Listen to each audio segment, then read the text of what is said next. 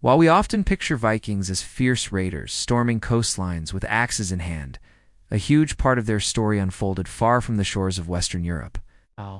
In the East, they weren't just warriors. They were master traders, entrepreneurs of the ancient world. These Norsemen, known as the Russ, carved out a vast network of trade routes that stretched all the way from the cold Baltic to the glittering markets of Baghdad and Constantinople. Imagine them not just on longships, but navigating the great rivers of Eastern Europe, the Dnieper, the Volga. Their destination: the bustling, sophisticated cities of the Abbasid Caliphate and the Byzantine Empire. They sought one thing above all else: silver. It's the silver dirham, minted in the Islamic world, was the dollar of the Viking Age. It was their ultimate prize, the currency that fueled their ambitions and built their fortunes back home in Scandinavia.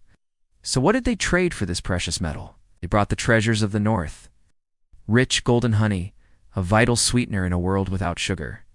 Furs from forest creatures like martens, foxes, and squirrels, highly prized for their warmth and luxury. And amber, the so-called Nordic gold, fossilized tree resin that washed up on Baltic shores, coveted for jewelry and ornamentation.